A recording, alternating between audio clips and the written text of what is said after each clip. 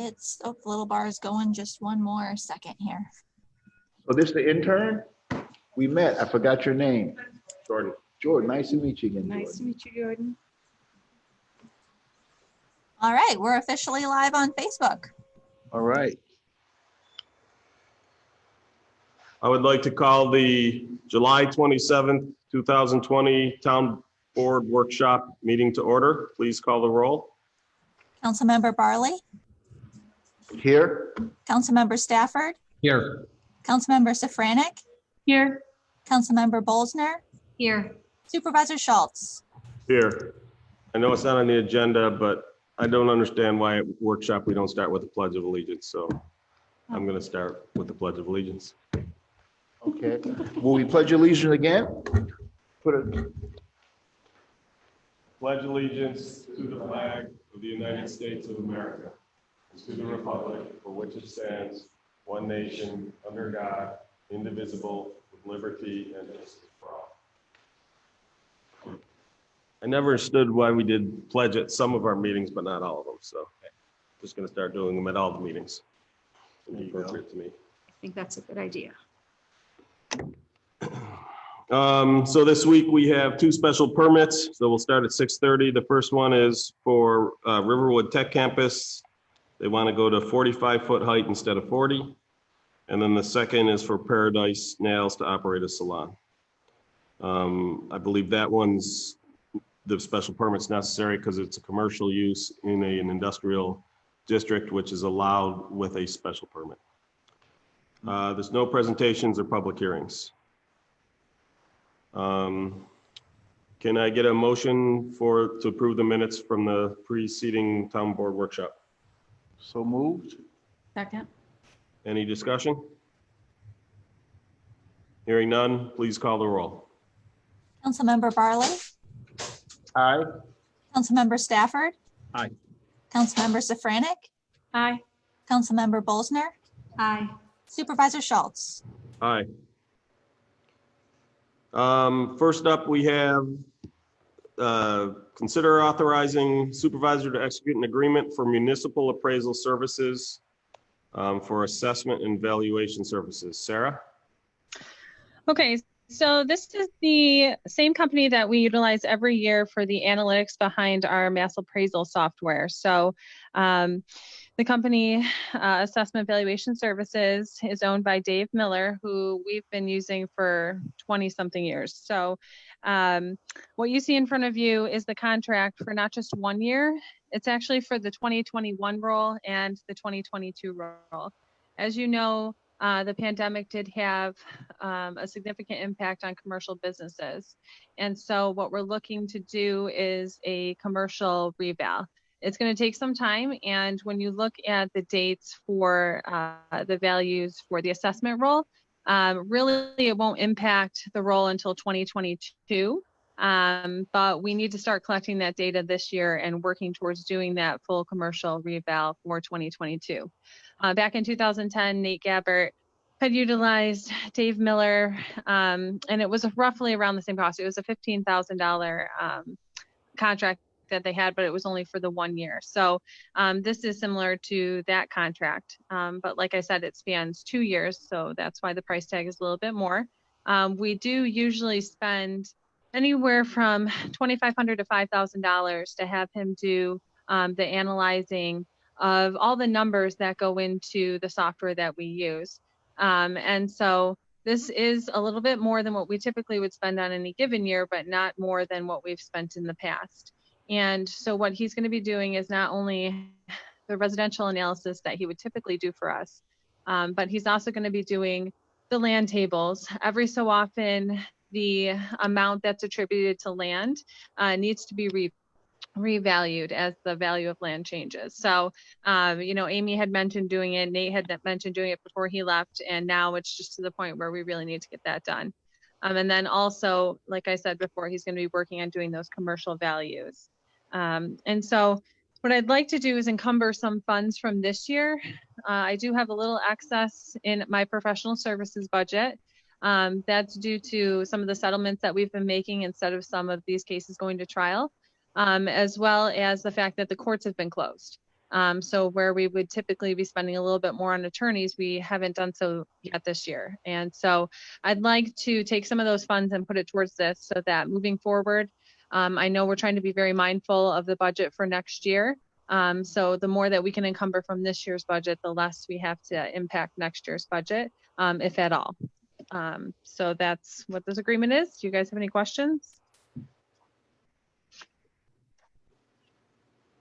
No, I think it No, that's explained pretty much everything. covers it all.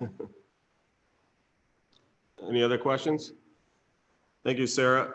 You're also on for number 3 for the tax action. Yeah, so this is a proposed settlement with 780 Jefferson Road. This is the 3rd year that they would have filed, and typically around 3 years in for commercial properties is when we look to see where we really are and what we want to do with the case, whether we want to move forward. I looked into it and saw that I felt that the assessment should be lowered slightly, and so this is actually a stipulated settlement, meaning that this would impact the coming assessment roll 2020. So instead of the current assessment of $1,091,800, it would be lowered to $850,000. And so would the prior 2 years with no refunds. So it would be changing the assessment, but there would be no refunds.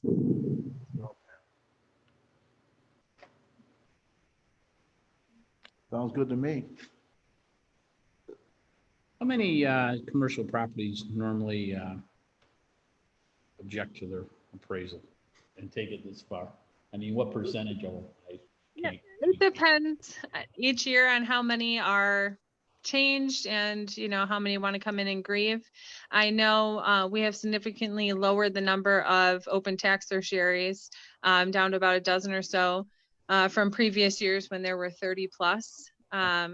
This year we received a lot of the ones that were still open, so that doesn't, and maybe a total of, I don't know, around 30 if I had to throw a number out there without counting. I stipulated maybe 10 based on what they had submitted between the tentative roll and the final roll. And then, like I said, some are going to go to the board and some just go straight on to Article 7. So. Thank you. Any other questions? Thank you, Sarah. You're welcome. Item 4, info only. It's discuss the donation of the 1874 Carriage House to Tinker Nature Center. So Tina is here. As you may be aware, Ken Beers basically approached the town. He has a 1874 Carriage House. It's located just east of the East Hamlet, right on Lehigh Station Road. And the foundation is crumbling, and he's afraid that the carriage house will eventually be damaged. He took a look at fixing it himself, and they just couldn't afford it, but they didn't want to see that piece of history disappear. So he approached the town about donating it to the town. So I reached out to Tina, who, and the chair and vice chair from the Historic Site Committee. And I think Tina reached out to Tim and Emily at Tinker Center, because they have a historic carriage, but they do not have a carriage house. And so one of the things they wanted to look into is whether this, as part of that Tinker homestead, they can only put up structures that are consistent with that era. And so that's one of the things they then looked into. And so Tina, I think, has the information back from both the Historic Site Committee as well as from the folks from the Tinker Nature Center. And I don't know if you want to talk to anything about it. Tina, if you want to come up to the mic.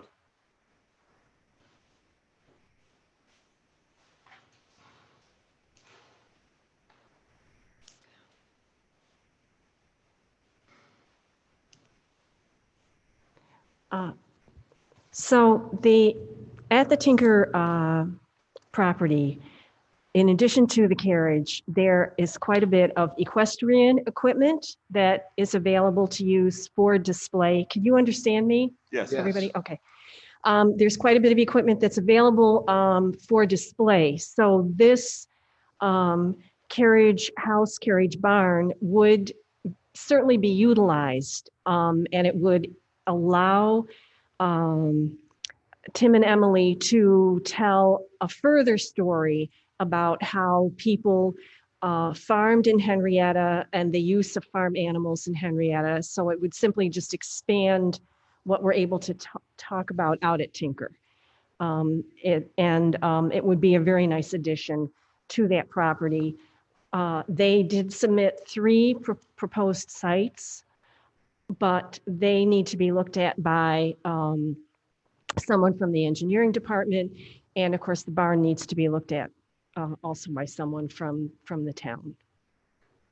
So Gary and Michelle, I think, I don't remember if someone else was with them, but they went to look at the picture.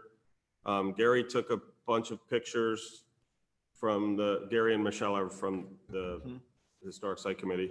They took a bunch of pictures of the carriage house, because part of the issue is in the property database, it's listed as 1975, but we think that's just a typo since everything else, I'm sorry, 1974, since everything else in there was 1874. And they went and checked and said it's definitely an older building. Okay. And then, excuse me. I will make a request to the clerks if someone could get me, I didn't grab a thing of water, but it's pretty dry in here.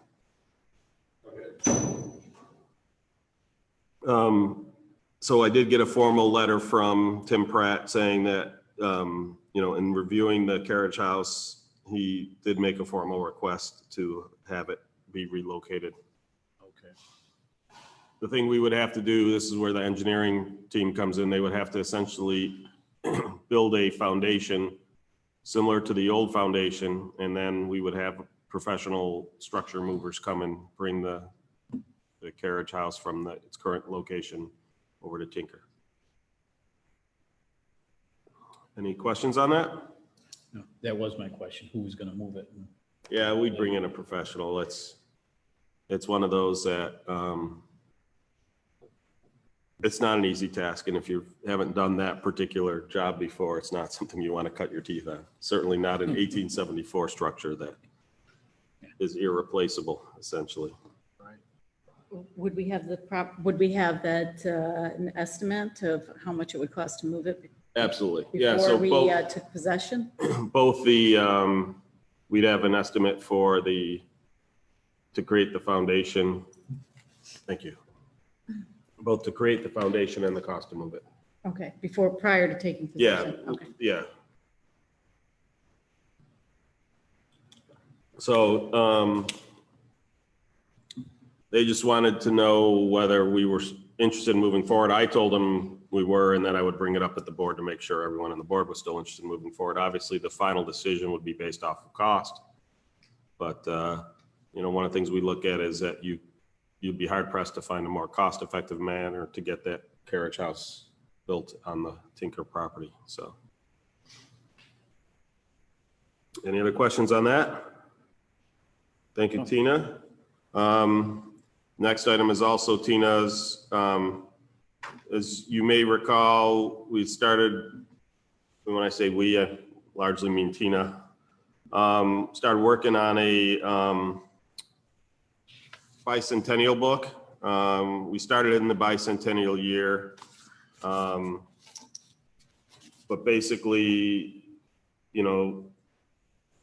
knew there was no way we were going to get it done that year. We were largely done with it last year, and then we were looking at putting it into a slightly different format between all the stuff that's happening, especially COVID.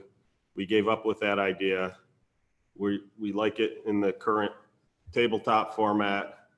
And so Tina has gone out and gotten 3 quotes. And so we essentially have to pick one. This is under 8,000. So we don't need board approval for it, but I just wanted to get board input on it. The 3 quotes she's attached. Eagle Printing and I believe was the lowest, correct? Mhm. And then EIP, and again, there's a slight difference in the two. Eagle uses 60-pound paper for the pages and 100-pound for the cover. EPI was 100-pound cover throughout, or excuse me, 100-pound stock throughout. So it's a slightly thicker paper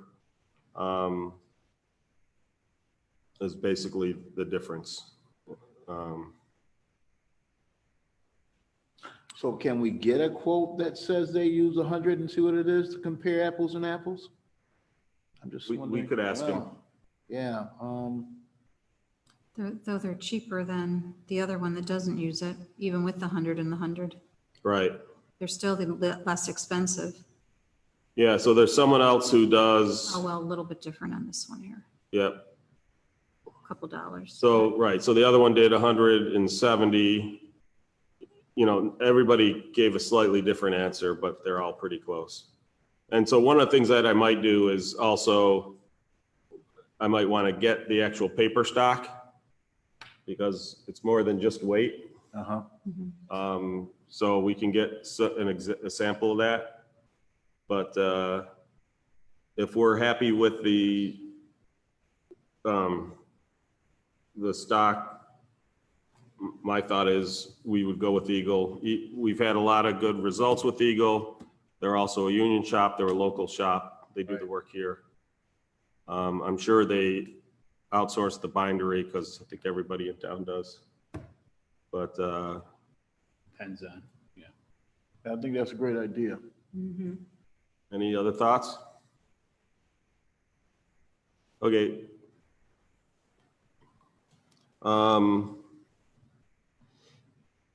So why don't we reach out to Eagle and to EPI to ask for their paper stock? Just for the page and cover, if they've got a book that's printed in that form, that would be great. Okay, well, You have one? the Rush book was printed in the 100, 100. for Okay. PPI. Okay, so Tina was saying the Rush book was printed in 100 by 100. Could you bring that up here, Tina? Yep.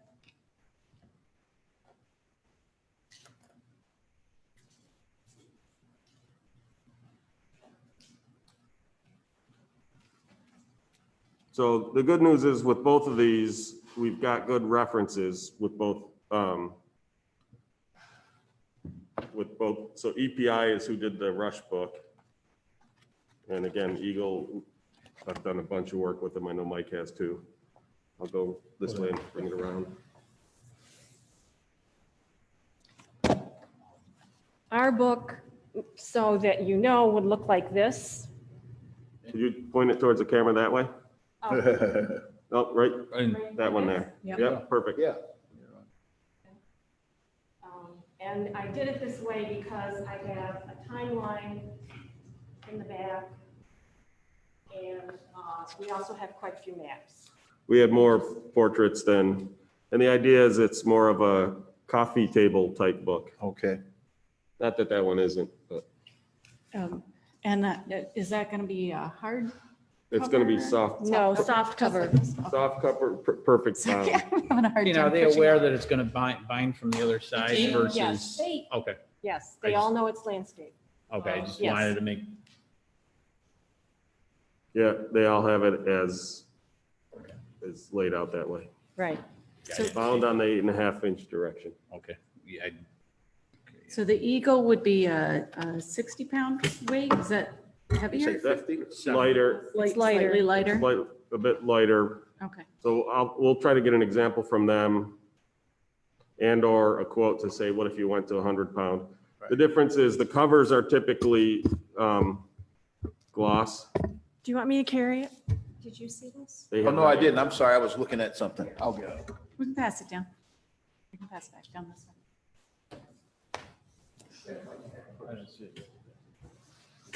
So we'll also see what they have for the 100-pound.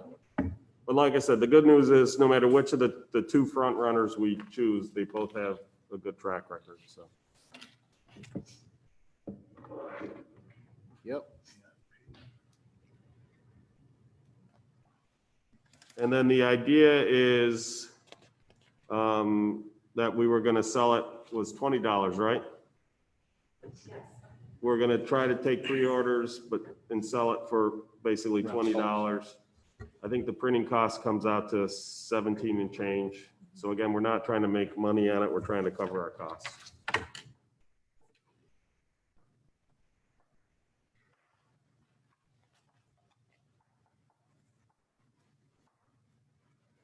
Any other questions on that? No, sir.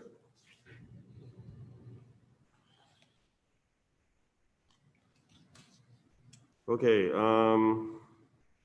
well, again, thank you, Tina, Yeah, for all thank your you. work you've done on this. I think it's turned out really great, and I can't wait to have one sitting on my coffee table. Not that I drink coffee. Okay, when you're done, Rob, if you can make sure Tina gets that back. Sure. Um, She may not ever get it back. Next up, we have item 6, consider approving issuance of building permits, excuse me, for an above-ground deck, pool deck and covered deck at 5465 East River Road pursuant to Article 10. So I think we already have the letter on this. Is that correct, Becky? That is correct. Any questions on that?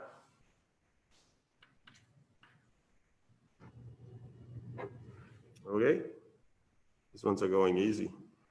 Number 7, this is a Chris Martin one. Consider authorizing installation of concrete sidewalks, 8 Henrietta Public Library and Recreation Center. All right, Chris Martin, Director of Engineering and Planning, and actually my esteemed colleague Craig Eckert put a lot of this together, so a lot of effort goes to him. But what we're trying to do as part of our Henrietta Public Library and our Recreation Center is to install sidewalks from the Calkins Road sidewalk into the library and of course the rec center, and then also a smaller sidewalk segment from Calkins Road to the memorial where the flagpole is. So we have the 3 quotes, and we're recommending the low quote. Any questions? So one of the follow-ups here, the longer sidewalk is to connect the Pooh Sticks Bridge. So, you know, one of the things we decided is rather than have the contractor build the bridge, we reached out to, got some of the more creative people in our employ together, and then reached out to the recreation department and the library about ideas for the theme. And the library director, Adrian, recommended the Pooh Sticks Bridge. And we took a look at that, figured out how we could build it. We're working on that. And then basically I looked at it and said, and actually a couple of us said it independently, it'd be great to have a creek underneath where they could actually do the Pooh Sticks. So we reached out to the contractor who's doing the work on the project, and he's gonna put in a liner and a pump that'll recirculate the water under the bridge. So kids will in fact be able to have Pooh Stick races once the new bridge is in. What are you saying, Steve? Pooh, P-O-O-H. Oh. Winnie the Pooh, Okay, Pooh Sticks. gotcha. And then your parents will have great things to say, like we just had this weekend. Someone had a Pooh doll and someone yelled, "Don't put Pooh in the lake." You know? So we'll just, but like I said, I think it'll turn out really nice. I can't wait to see it, and it'll be a great addition to the landscaping there. So. Questions? I just had a quick question. I see there's the 4 bids I got, or see. There's more detail than the one that we're awarding it to, and they're more in a contractual form versus the one that we're awarding it is to an estimate.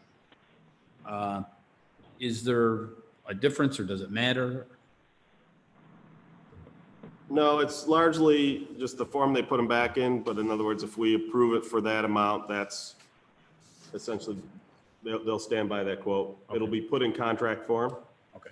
But it's just different folks supplied different things at different times. That's all. Okay. And like I said, I just noticed that there was more, Right. some of the other ones, more details, exactly what they were going to do versus this one. Well, one of the things, and we had that discussion. So for instance, because we can get stuff, we can get the actual concrete material typically cheaper than a contractor can through the county contract.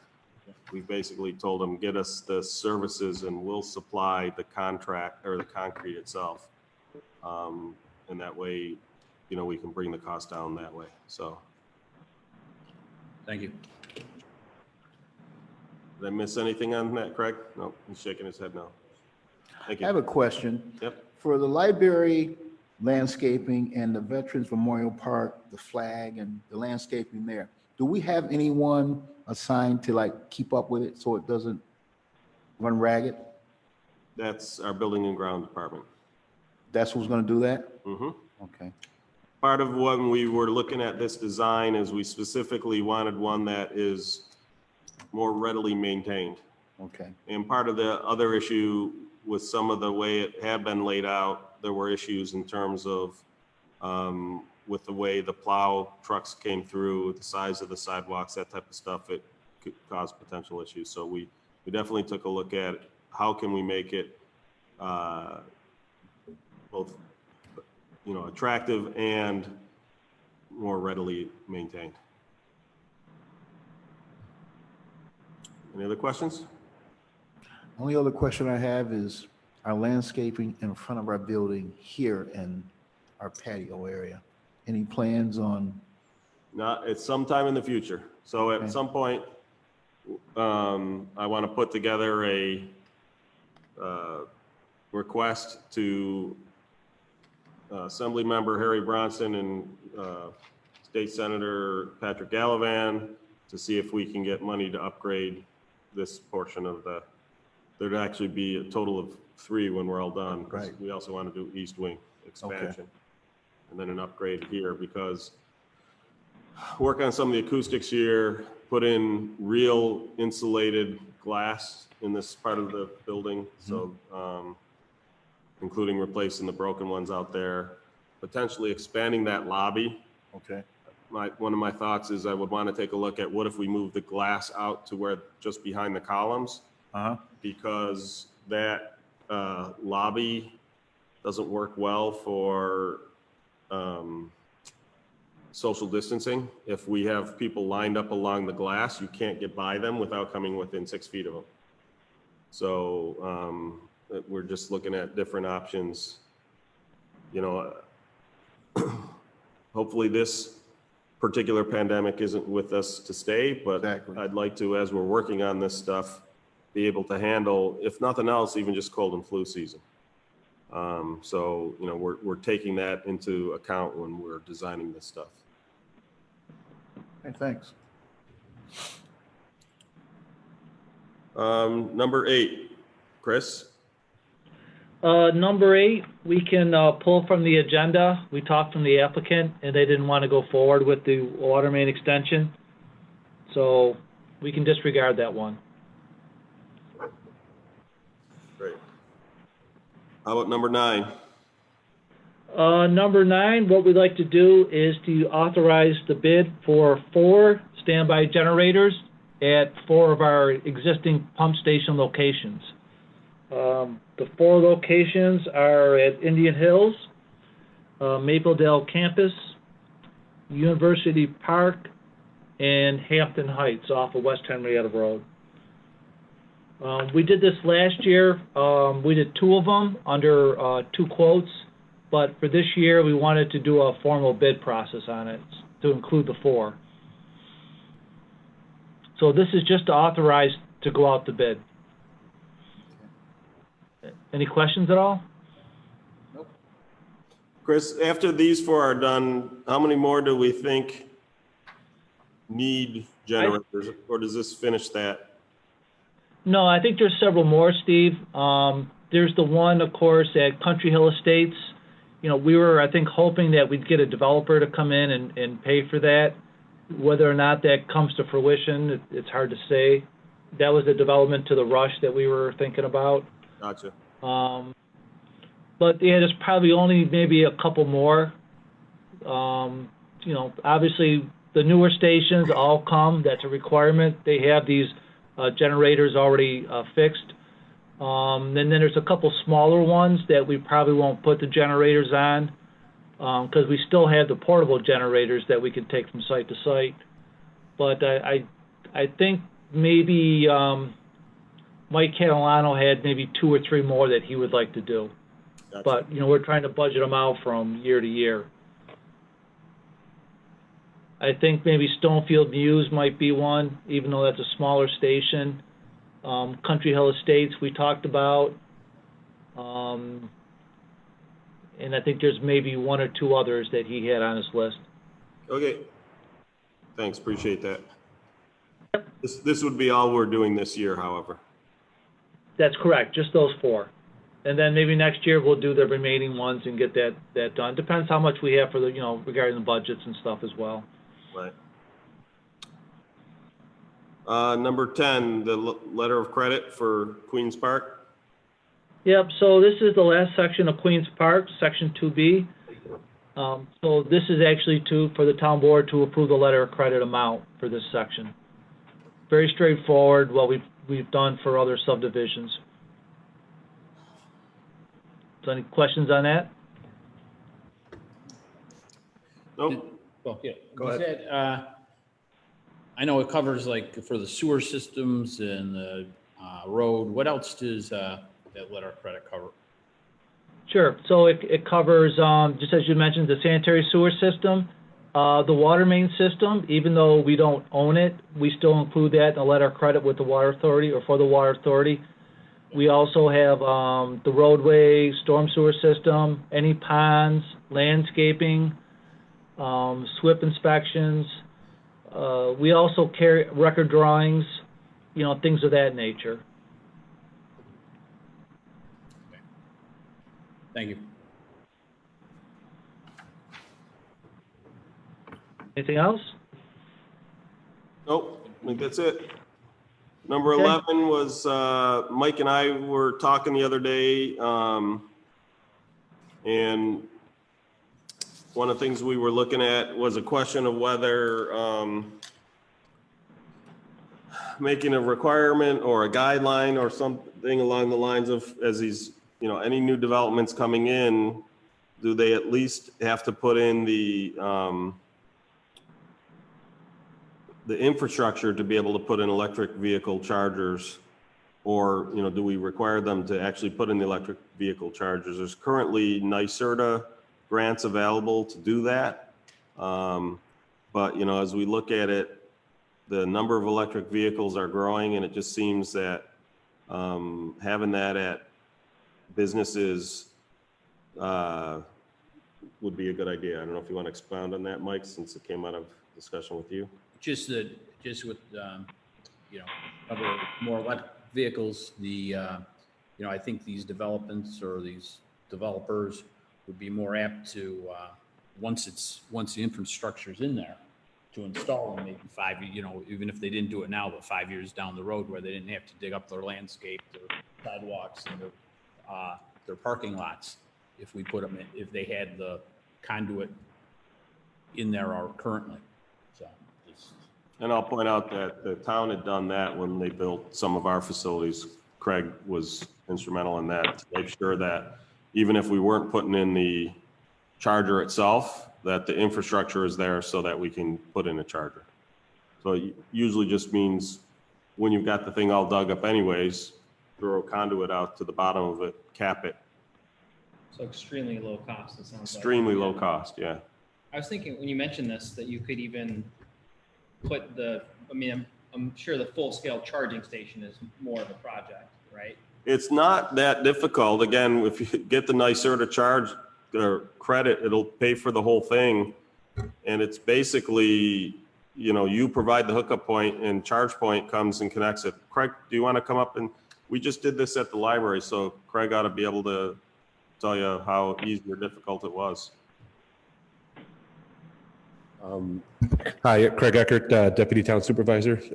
We did go through the grant for the library. We actually, while we were building the library, put in 2 conduits so that we could even add a second charging station to the library. That conduit that you're referring to of having developers install is a second step is already in, and I've actually did it prior with the rec center as well.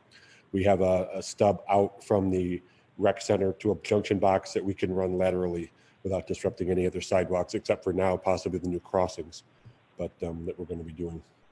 But it was very easy to drop a piece of conduit and dedicate actually a breaker for it in the box too, part of the electrical design, so that wire could be run, connected, and the charging station through ChargePoint or whoever else was picked for that grant could be installed quickly. Does that answer? Yeah, so I mean, how hard was it, the installation of the unit itself? ChargePoint largely did For us, that, the right? install was 0 because the electrician did it. The hardest part for us was going through all of the grant is not, as a Right. state process, not the easiest of things. Mary Beth deserves a medal for finishing up the multiple requests for multiple things over and over again. But if you stay on it, it was worth it. So, Great, okay. thank you. Do Thank you you. charge somebody to then hook up to it? So when we first put them in, before we had gotten the NYSERDA money, we were charging for the electrical at the rate at which we were being charged for kilowatt hour. Once we had the NYSERDA money, and just to be clear where that money is coming from, is that there's a tax on gasoline that is specifically there to encourage the use of alternative fuels, to essentially reduce gas consumption. So that is an appropriate tax to be spending to essentially provide free electricity. So once we have the NYSERDA money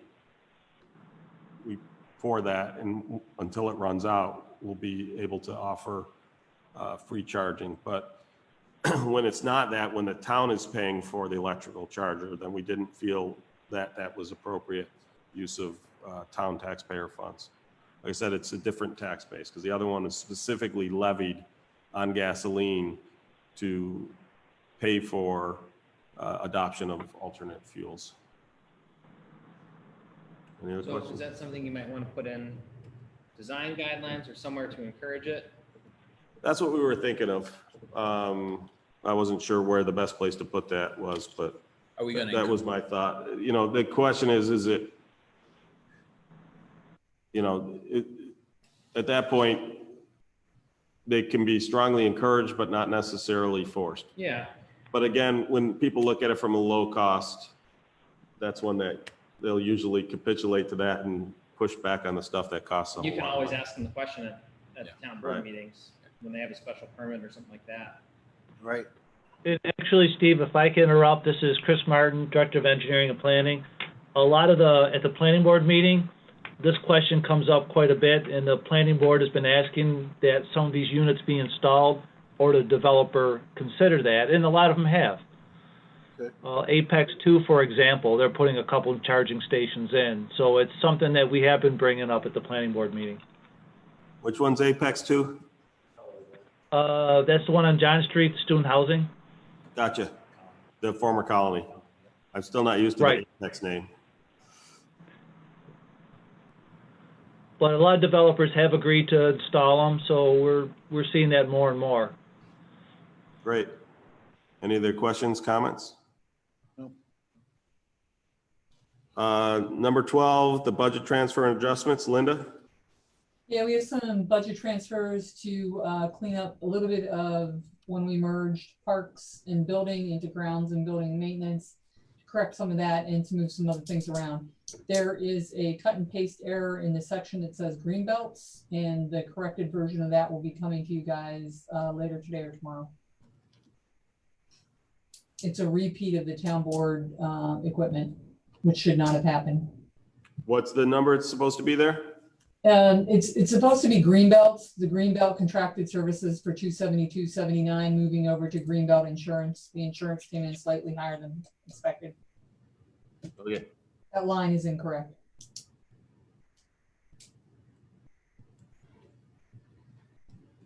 Any other questions? Personnel items, Linda? You want to talk, Kevin? Hang on, let me sit down. I was still dancing. Okay. Yes, we finally chose a fire marshal for the town. Richard Harrod, he will be starting next Tuesday. What was his last name? Harry? Harrod, Harrod. So we not just chose someone, we had somebody who was qualified to be chosen. That was a big challenge. Qualified to be chosen and able to work for the town. That's true. We This are was very Kevin's decision. Sorry, go ahead, Kevin. I was going to say, we're just very pleased with our choice and looking forward to him starting next week. In addition to that, we've got an intern joining the engineering department, and then some changes within DPW according to the union agreements, some promotions based on hours attained, and a change from an MEO in the highway department is going to backfill the auto mechanic role in the central garage.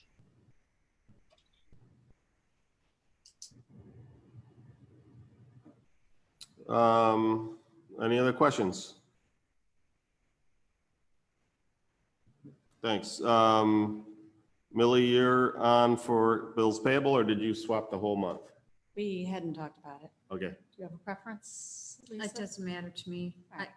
Yeah, it does. I just assumed I would, but it doesn't matter to me either way. Whatever you want to do is fine with me. As long as one of you shows up, I guess if both of you show up, that's fine too. As long as there's one.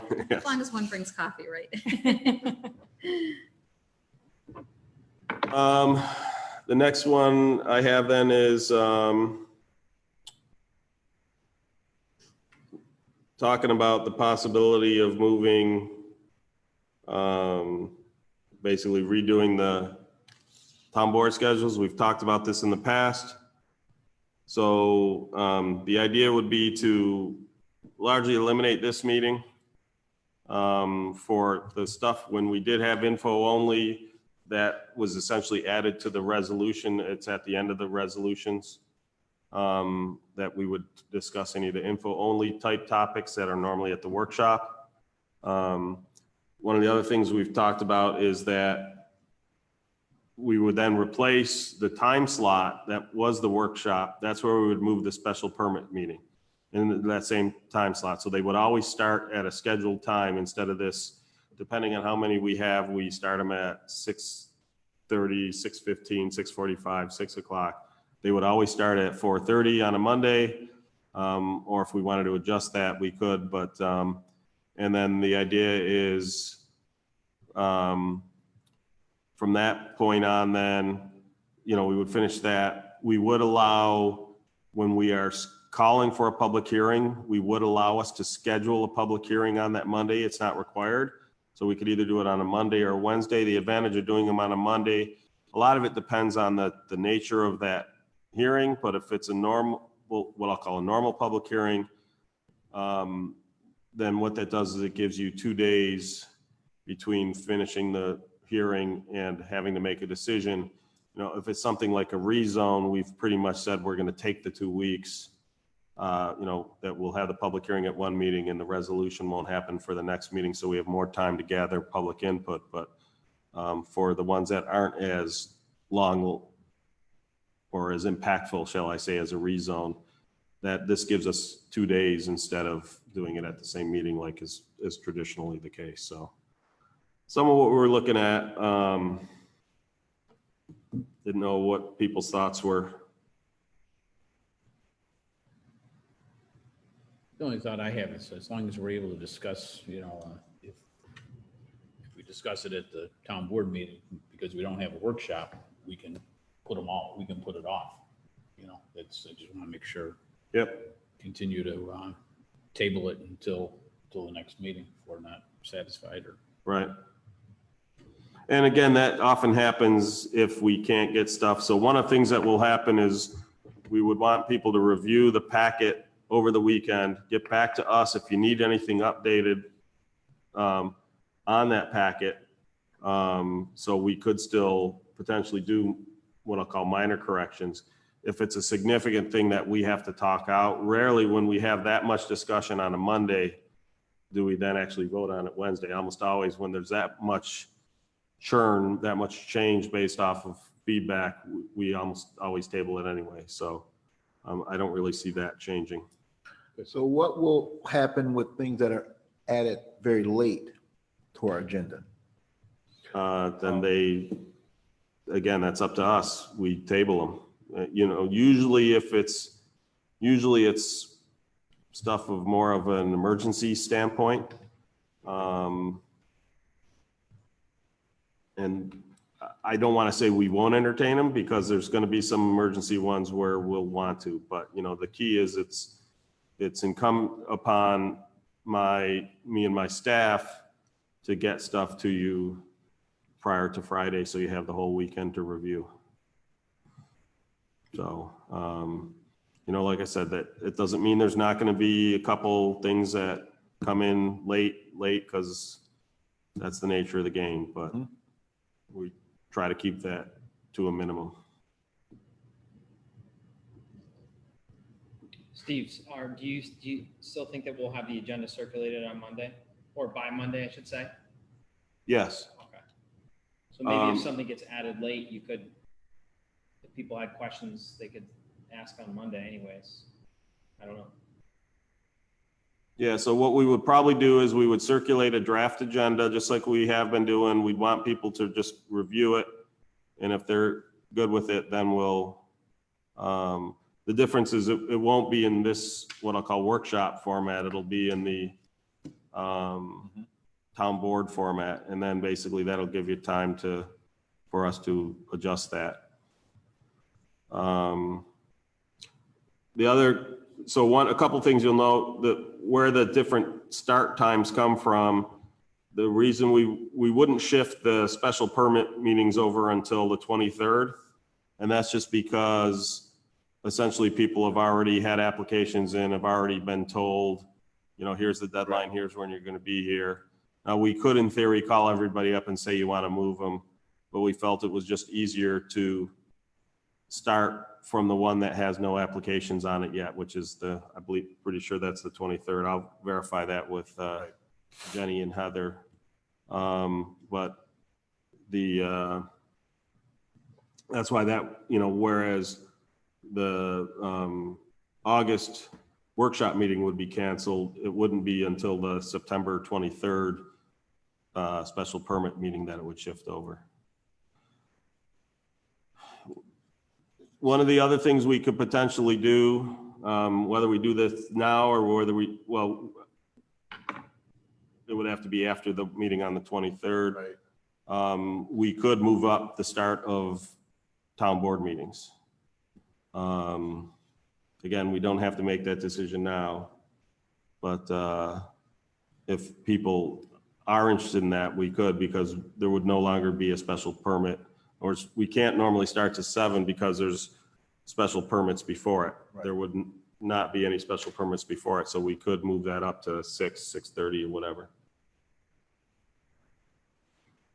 Gotcha. There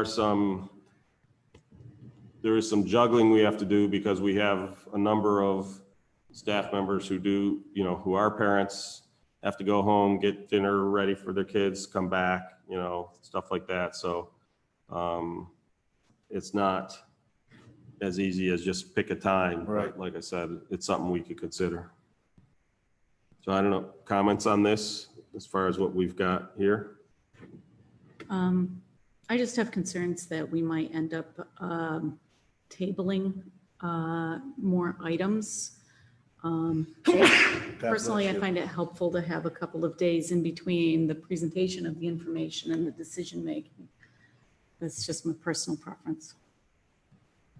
Okay. Anyone else? You got anything? Well, I mean, if you guys still think that workshops are useful, we can keep having them. It just seems like we cover all the same material. But I'd be willing to give it a trial run. Sometimes some materials that we discuss in workshop I think also would push our meetings, our town board meetings out later because of the discussion we have to have.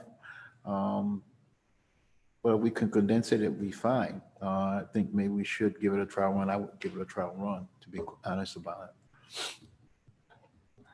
Lisa, any thoughts? No, I mean, you know, I've been doing this for 7 months now. So I like the workshop because it kind of gives me a preliminary to the actual meeting. I kind of have more, I don't sit there, I have more idea of what the feeling is on it. But you're right. I mean, we discuss everything. Twice, right? Yeah, we're really discussing it and then we're discussing the same thing again. So it's almost like a repeat. So I do get what you're saying. I mean, if we could, if the workshop, if there's something that we're concerned about, want to bring up and discuss it at the workshop or at the special permit, special use permit, then it would make it a little better. So we're not just kind of, as you said, doing it there and then trying to make a quick decision. And that's one of the things that we could do, move the special permit meeting. At the end of the special permit meeting, have a discussion for any of the items on the agenda that we want to have a preliminary discussion on. Instead of going through the entire agenda, Right. just have you guys notify me before the start of that meeting which ones we want to talk about, and we can have essentially a discussion at the end of the special permit. It's a scheduled open meeting, not or we could arguably do that first. But the problem you get into there is a little bit in terms of people having to wait who are coming to present. But the advantage with it doing it first is if it's questions that staff has to answer, staff can be there and be gone before 5 o'clock. Gotcha. So again, we could do that. We could have essentially a half an hour workshop from 4:30 to 5. 5 o'clock starts the special permits. And then, arguably we could, if we needed additional time, we could pick up the discussion after the special permits. That makes sense. I mean, as a new board member, I could see why we'd want to have the workshop. It makes you more comfortable with the materials. A lot of times as a supervisor, you're talking about this stuff all the time. We're coming in after the fact. Right. So a lot of times we need a little bit more time to get up to speed on what's in front of us. So. Yeah, and sometimes even looking at the material is considerably different than the way that you might present or explain it. Well, and I know with myself, sometimes I leave and then I start getting more questions. So then I'm like trying to check things. Once you've described it at the workshop, I leave and then I go home and all of a sudden I'm like, maybe this. You kind of, your brain has a chance We're able to really do some go more through it a research little and bit things. more. Yep. Right. I think I like your idea of, hey, if there's anything that we do want to discuss, we'll bring it up at the end of on the Monday. And then I think Rob's thought there was maybe do for a trial period, maybe till the end of the year, and then see if we want to continue that way or go back. Can we look at it, organizational meeting, we can look at it again. Yep. So that's not, I understand. Sure. I understand what you're saying is, hey, we are going over a lot of this stuff twice because we seem to go over a lot more at the town board meeting than what was done in the past. And so, Well, and there's stuff here that we really don't need to go over twice. I mean, there's just normal stuff that has to be handled that, Right. we don't really need to talk about twice, so. Okay, so my thought is the way we would change the Monday schedules, 4:30 would be input from staff. 5 o'clock would be the start of the special permits. And then at the end of special permits, we would follow up with any additional discussion of agenda items. It works. Does that work? Yep. Yes. So I'll rewrite this. And then, so are you saying then on the Wednesday, you start at 6:30? I don't know that we're adjusting our start time for Wednesday yet. Okay. I don't want to necessarily do that all in one fell swoop. Okay. You'll let us know. Yeah. So like I said, so basically what we will see is the next meeting is going to be the abbreviated, since there isn't going to be a special permit in there. We're going to try it with what I'll call the abbreviated workshop. Okay. So it's essentially going to go an abbreviated workshop, special permits, and then followed by, if there's anything left from the Starting Wednesday, discussion. what date? That would be August 17th. So if no one brings anything up in the workshop, are you still going to have it? Did you say that was the beginning workshop was by request, or is that? That the discussion items would be upon request. Yeah, I mean, that's one of the things we have to talk about is what do we do? So let's put it this way. I find it hard to believe there won't be at least one subject that someone will want to talk about. Right. Okay. It just, there's almost always something that, Okay. and again, whether we would have discussed that at the town board or we discuss it at the workshop. To the board members' point that, you know, I see this all the time, so it's not as new to me as it is to some of them. So the ability to ask the questions and then have 2 days to mull it over is beneficial for the board members. So now again, not necessarily for bills payable, personnel items, budget transfers, sewer extensions, purchasing stuff, you know, unless it's something, in other words, if it's normal purchase things that just have to be on here because of the dollar amount. But whereas we get into some of these other topics, in fact, all the next topics probably, those are going to probably require more workshop discussion. Okay, Steve, Yep, I thought you were good. The special permits, we were gonna push those to Monday later in September. that is correct. That's what I'm saying. Next one would just be the abbreviated workshop. It would not have the special permits in it. And I want to talk about September 8th. That's the day that we have a planning board meeting the same day. With this hybrid setup, it's going to be hard to have them back to back like that.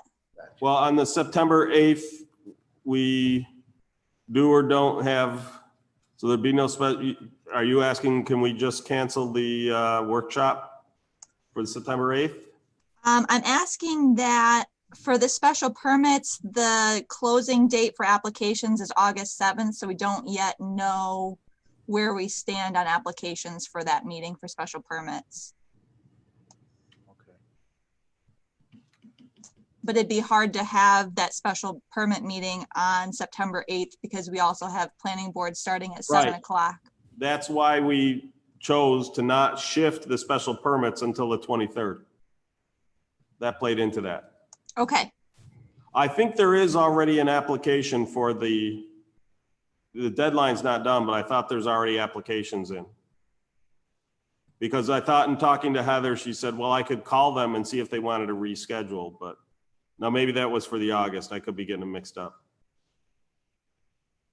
yeah, I'm not sure if we're talking about zoning board and special Miss Heather does zoning boards. I don't know. No, she was talking about, was Heather or Jenny? Again, I don't remember. We were having the discussion that there was already some special permit ones in, because she does see those go by too, right? Those. Anyway, it was specifically special permits. So we'd start special permits September 21st, the move to Monday. And then, yeah, my question is, do we just not have a workshop at all on September 8th, or did you want to move it, the abbreviated one, to a different day? Just because of the room setup, we aren't able to easily switch because planning board isn't set up the way you guys are. Well, isn't planning board set up with 7 people? Yeah, they do I call it the double decker. But my point is we could set it up for planning board, and for workshop, we'll just fill 5 of the 7 spots. Okay, you guys won't be looking at each other. They might take that as a benefit. Not have to see my ugly mug. Okay.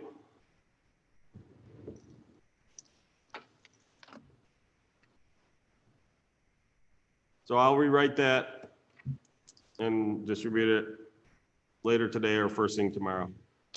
And we'll revisit that at our organizational meeting. And Yeah, so obviously, right. or even if we get to, we've been doing it for a month or two and we decide this just isn't working out, we can switch it back. Okay. So you're gonna rewrite that so we can all understand collectively what the decisions are? Correct. We've got a bunch of dates written down. I don't know which ones are which, but. I'll we'll make get it clear. All right. Okay.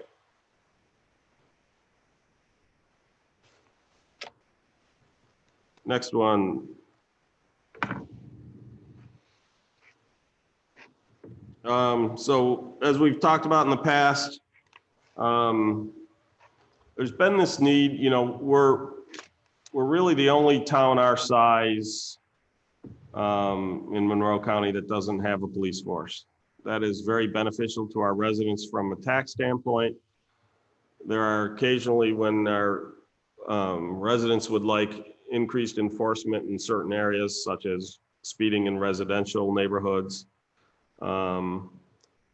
that it becomes problematic because we don't have the ability to assign tasks, right? We can ask the Monroe County Sheriff's Office and they generally oblige us, but it's on a resource available basis. And I will say that based off of feedback from residents, our needs exceed their resources. So, boy, a year ago, I was looking at, do we then consider a town constable? Our town code has that position in there. The town, to my knowledge, has not exercised it. A town constable can either be a full peace officer or they can be basically only handle citations and civil actions and not criminal actions. The town code as it currently stands is the latter. So if we had a constable, they could not make an arrest. But as we were talking about that, there were just a whole slew of problems from what do we do as far as training? We're not set up to do that. We're not set up to handle that. And if we're having them pull over traffic stops, you then run into an issue of what happens if the person they happen to be racing through that residential neighborhood was a convicted felon, right? Or someone who had just committed a felony and is on the run. Or they're drinking. I mean, at least with some of that, they could hold them till the sheriff showed up. But my point is, you've got a constable who we had no ability to deal with a constable being an armed constable, but then you've got a situation that could potentially come up where it was necessary. From a training standpoint, from a supervision standpoint, from a liability standpoint, everything you look at, that's not our business. And that's largely why police forces are so expensive, is to get all of that infrastructure into place. So then we started looking at what the alternatives were. So instead of hiring a constable, the idea is we would hire or reimburse, more accurately, the Monroe County Sheriff's Office for them to hire an additional person who would respond to tasks that we put forth. So for instance, as part of the IMA that would govern this thing down the road, we would put together how we would assign tasks. So we might say, here's a list of residential neighborhoods. We want you to spend at least a couple hours in each neighborhood patrolling for speed, pick locations, that type of stuff. And so that they'd have time for those officers, for that deputy to actually spend time there. There was also a good point, we've talked about wanting to be able to do armed guards at the town court, but don't have a good method for dealing with that. Again, a lot of the same issues come up. How do I deal with training, that type of stuff? So that's a possibility, that of those hours, we could carve some out for being an armed guard at town court. Today, again, they're unarmed. So there's a bunch of different tasks that we could create and put together. We'd also have to work with the Monroe County Sheriff's Office about how we would deal with reporting, how we would deal with, a number of potential issues. One of the things we've talked about, as you might have seen in the thing I sent out. If you haven't had a chance to read it yet, Mike asked a ton of questions. I tried to answer all of his questions. You know, one of the things being we could potentially have where we pre-approve officers, deputies who could serve those roles, or we could go the other route that it's assumed that they're already approved, but that if someone turns out to be a problem, and it could just be how they handle residents, that we say, you know what, we don't want this duty or this deputy servicing us from a town constable-like functionality. So that's up to us. That's how we, you know, what we decide to put in that intermunicipal agreement. But the idea is, again, there's a number of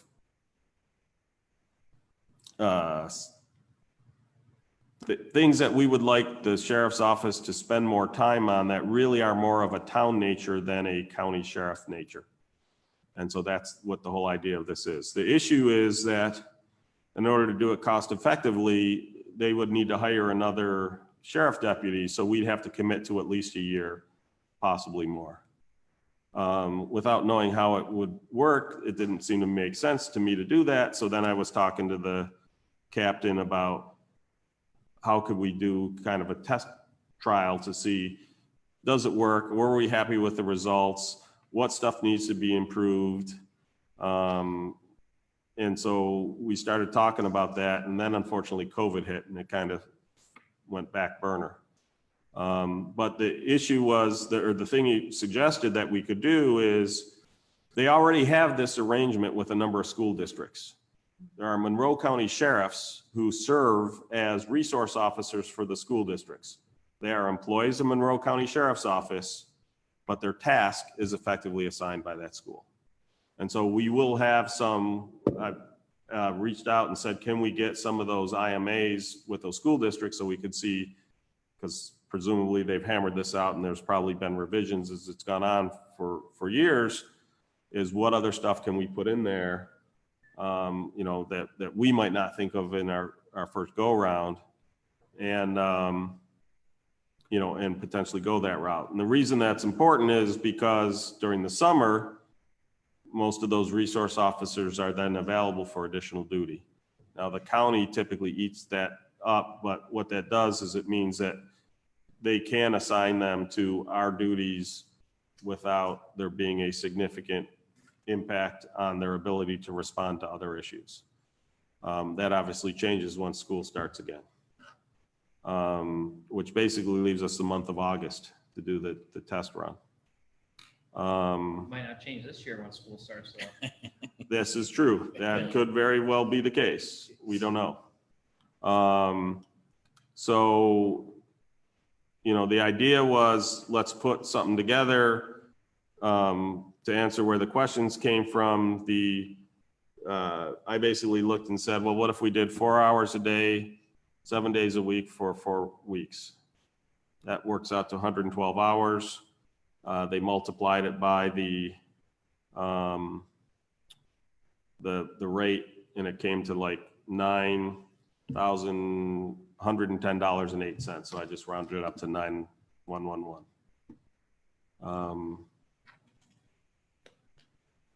So that was the idea, is, you know, like I said, let's give it a shot.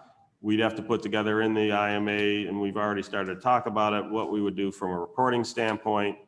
You know, I'd want to see in terms of where they're spending time. I'd want to report on essentially how many warnings were issued, how many tickets were issued, that type of stuff. And then the other aspect that we've talked about is, you know, what happens if there's a county call? Would they respond to the county call? The way I look at it is,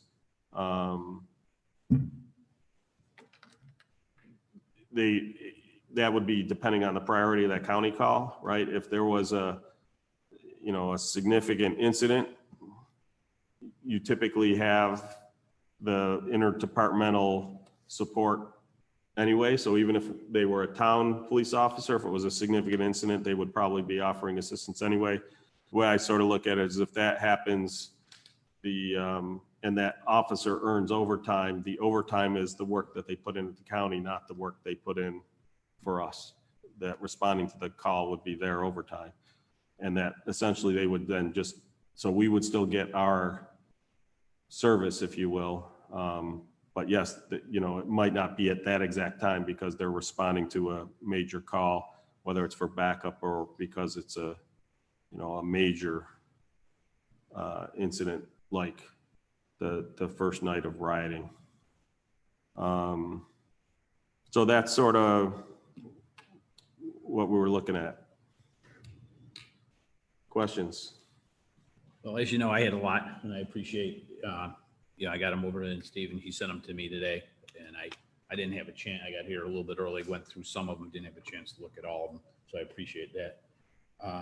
You know, I just had questions on how it's going to work. You know, if this officer is working 4 hours, does he work the other 4 at the county, or? Yes. I mean, and for the trial, that's absolutely how it is. We're basically not stealing, but we're essentially grabbing 4 hours of time. And it's not necessarily an officer, to be clear. It's not necessarily a deputy, because the other thing I want to take a look at, because it'll depend on shift. I want to have some of the shifts be morning, you know, afternoon and evening shifts, just to see, because like, I don't think we have a good feel for when are the majority of these violations you know, when is it dangerous in the neighborhoods, the residential neighborhoods?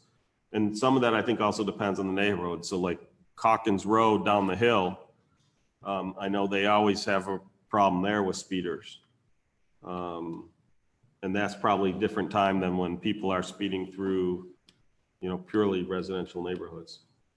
and then one that came up later on, and I thought it was, you know, when this officer's assigned just to do these certain tasks, it's not going to deplete the number of officers that they normally have assigned to Henriette, is it?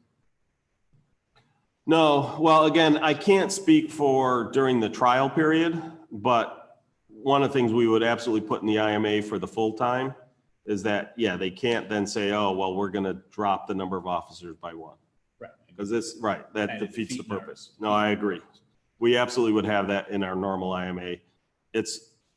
They don't have an extra officer for this trial. So arguably that somebody who is in the area anyway, but again, it would be doing those specific tasks. And okay. But like I said, no question if they're hiring an additional person, it's not a replacement. It's in addition to what you already do for our town and other towns too. I mean, just because there is a police force doesn't mean the Monroe County Sheriff doesn't have a presence in the other towns that have police forces. There's no question that, you know, they spend more time here, but part of that is also we do have a large population. Are they sending IMAs for us to review? Is that what you said? We have some initial work. I reached out to ask to get copies of the ones that they have for the resource officers, so we can use those as a model. Yeah. I'm not as concerned. I want to get it as right as possible for the trial period, but if not, it's, you know, 112 hours. I'm not as concerned. And so my point is that one could even be evolving as it's in place. I mean, both us and the sheriffs are looking at it as we know we're not going to get it 100% right from the get-go. And so that we would work together in partnership to refine how we do the process. And so that the goal is when we're done with this, we'd have a really good idea of, you know, how it would play out, what impact it would have, right? One of the things, now again, unfortunately with decreased COVID traffic, although it's not as bad as it once was, you know, I don't know if speeding in the residential neighborhoods is down from normal anyway. But, you know, other things that we're seeing, for instance, we have a lot of people. I just got a complaint today about unauthorized motorized vehicles racing down neighborhood streets, you know, whether it's mini bikes, dirt bikes, golf carts, whatever. You know, it's again, something that when we see these hot spots pop up, we could put somebody on it. As it is now, we make a request, and again, if they have somebody available to put some on it. The key is that with this, we'd know there'd be someone available.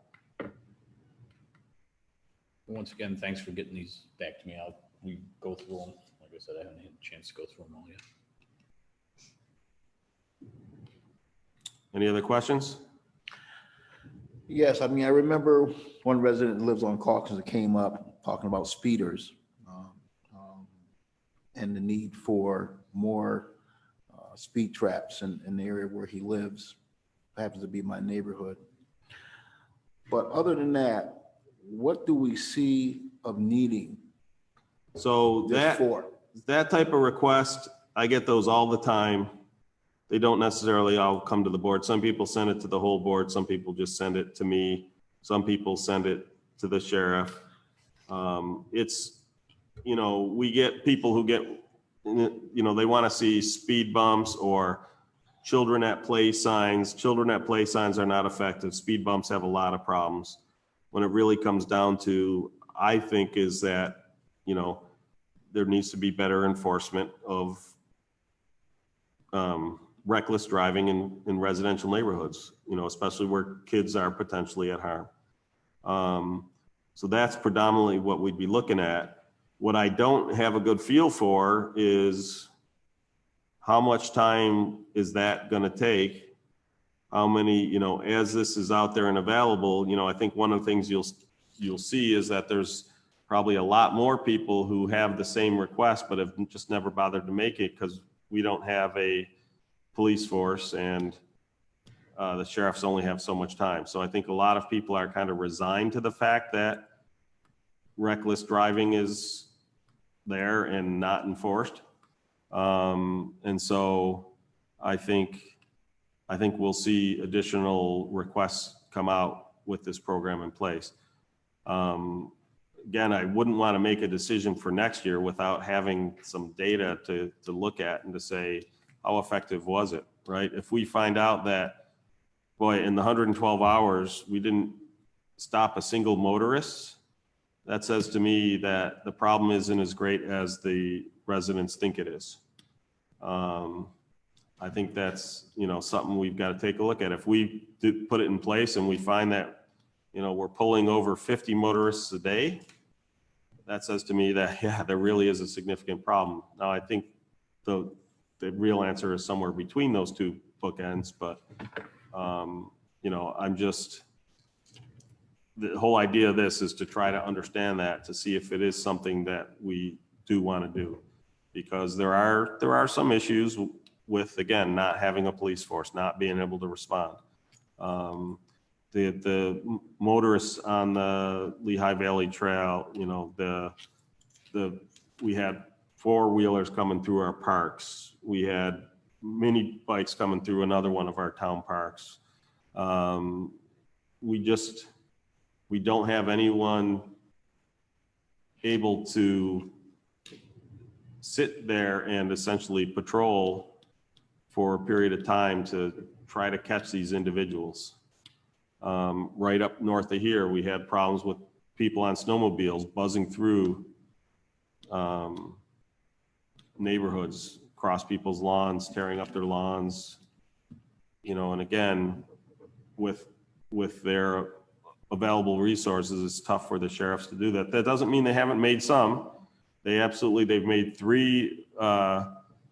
issued three citations with regards to motorized vehicles on the Lehigh Valley Trail. So again, I don't want to paint this that the sheriff doesn't do some stuff. They absolutely do, but they also have more duties than being our town police force. So my question comes to my mind, is throwing money at this to get more police present, is that the right thing to do? And if it is, are we headed to trying to get our own police force? Because then we're taking our tax base into a whole nother stratosphere. Oh, yeah, yeah. which is why I don't want to go that route. So I'm trying to see if we can solve the problem with a different approach, because I do agree with you. I don't think we need a full police force. I certainly do not. I wouldn't want to go that route. I have concerns about the lack of data. A lot of it is based on anecdotal evidence as to where people feel like individuals are driving unsafely or speeding. Do we have any information from the Monroe County Sheriff's Department as to where they see some hotspots? Are there some areas in Henrietta where we see a lot of traffic accidents or, things that would justify the need for this beyond just people feel uncomfortable with the speeding? So because they don't sit and patrol our neighborhoods, I don't know how much stuff they have. Craig, you raised your hand. Do you have some data on that? And to be clear, we're talking $9,000. Mm-hmm. So we're not throwing a bunch of money at this. It's a Again, small Craig pilot Eckert, project. Deputy Town Supervisor, to help with that, and I think it kind of went with Councilman Barley's question as well, is we do have a lot of that data. When we do receive a complaint for traffic, there are 2 sets of speed limit signs that we can post up in the area. One set is actually borrowed to us, we're allowed to lend from the county, and I went ahead and bought another set back 5-6 years ago, just because of the number of complaints that we would receive from speed. So we would put the signs up there possibly for We're a talking week. about the radar. The radar signs. So the radar signs go up Right. and accumulate that data. Yeah. What we get from that data is not only what would be like a peak hour of speed, we can find out if there's 75% of the people that are speeding at a certain hour. We would relay that information to the Sheriff's Department previously to say, hey, at this hour, 75%, we've got 50, 60 cars going by that are speeding. Or 75% of 20 cars are going by speeding. We could share that with the Sheriff's Department, and sometimes they would be able to sit there at that hour. Sometimes they got called off to do other things. I think the constable would work great to actually sit there for that hour if they can. You ticket 1, 2, or 3 people in that hour, but 75 are driving by, or 20 others are driving by seeing that. Mm-hmm. Hopefully they'll change their habits, and not when the constable or the police officer leaves and they go back to those same old habits. But we do have a lot of that data still there from those traffic signs, and we can continue to push those around. Those tend to be more on the collector roads than on the residential side, because again, just in terms of where, like Brooks Road is another example. Yep. That one I actually had to pay for. But there were, it's not just anecdotal. There is a lot of speeding that happens, especially on the collector roads. Ask anybody on Hollybrook, ask anybody on Castle Road, Ward Hill's Ward coming up. Hill, any of these collector roads that come in through the residential neighborhoods, they're flying past there. Talk about, the intersection of Middle Road and Erie Station Road, that 4-way stop sign gets run a lot. And we get a lot of that information off Henrietta highlights. We're able to see, and that comes in again, another accident, another accident, another accident. So it's not so much as perception as it's coming through as, realized data to that degree. Okay. And That's good to so, know. right, so like I said, the idea is, but again, I don't disagree with you that there is a good chunk of it that is anecdotal. There's a good chunk of it that's coming from, radar guns or other study. Anytime they're doing the traffic study, they do put the strips out there, and one of the measures that they do is speed, and you will see that you're hard pressed to find a road where people aren't speeding. Yeah. And including, when you look at some of the complaints about Ward Hill, the issue with Ward Hill is it's people coming flying over that hill. Right. Those are actually not people necessarily who live there. They're people who are using it as a cross through. Mm-hmm. And so again, going back to what the complaint is for Ward Hill and how we could make that better, part of that is cracking down on the people who are using it as a raceway through the area. So it's, but as I said, what I don't have a good feel for, I hear this stuff all the time.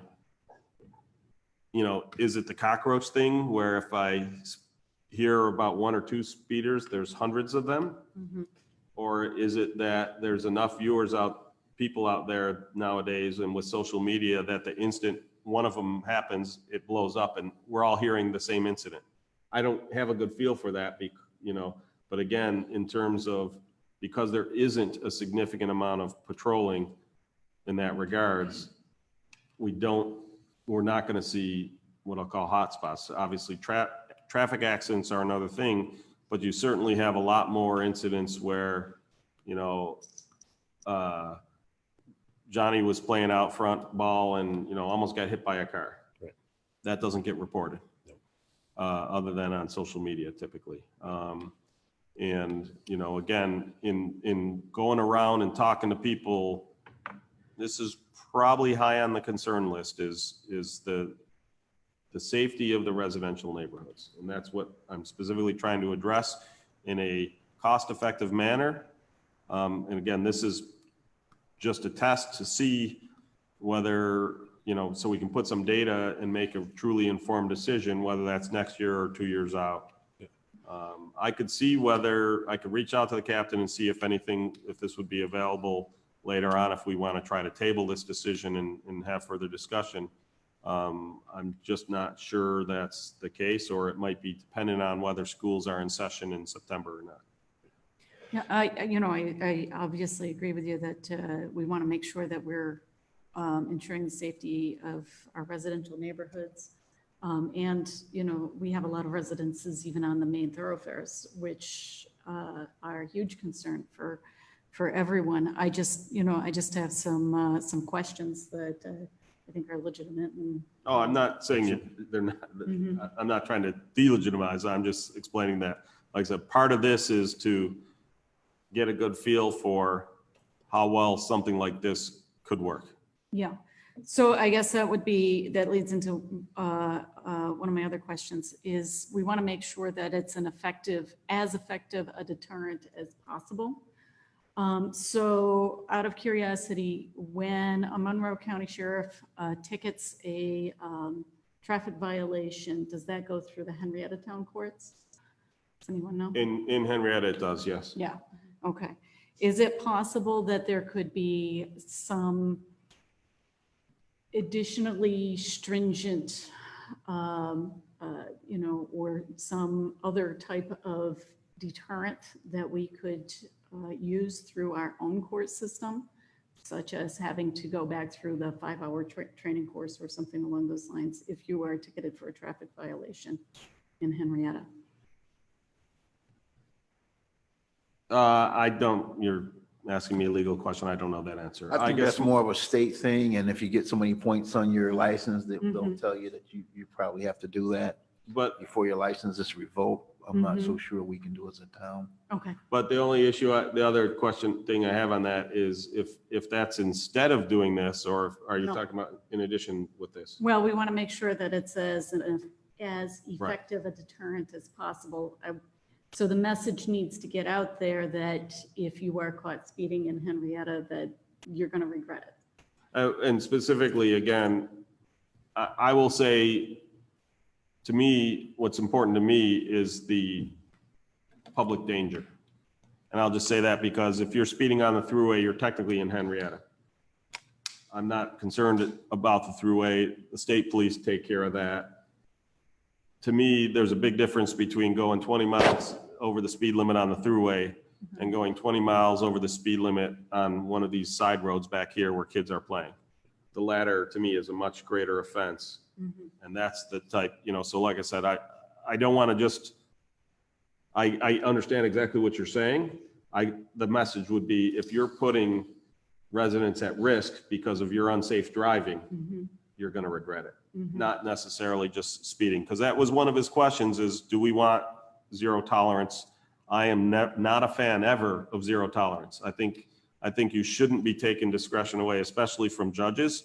I hate any of these mandatory sentencing laws. But like I said, I also want it to be made clear that if that person was putting people in harm's way, we're going to be less lenient. But for instance, again, someone comes up to an intersection, they slow way down.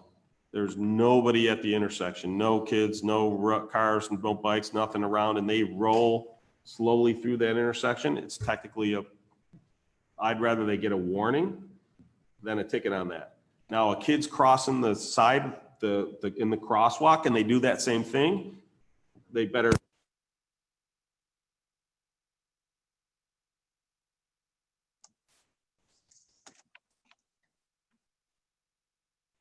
Can you hear anything? I'm sorry. I was yelling to Linda. Steve, we can't hear anything. The audio stopped.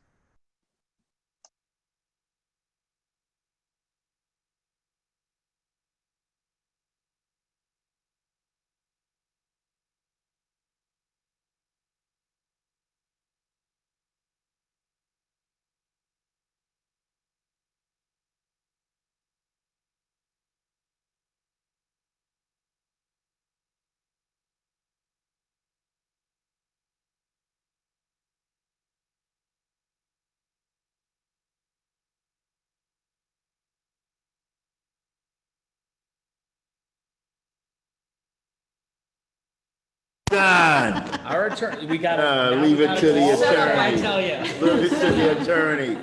We gotta go back to the start of the Linda, can you hear us? Yeah, we can hear you now, Steve. Yes. Okay, thank Kevin. I was set up. That was our town attorney. Apparently, Everything just stopped. well, now he knows if we're going down a topic he doesn't want us to talk about, he's gonna step on that. Unplug that cord. That's his mute button. No, it's there. So anyway, I don't remember where we were. A question. So the constable will be driving a Monroe County Sheriff vehicle? So again, they're not a constable.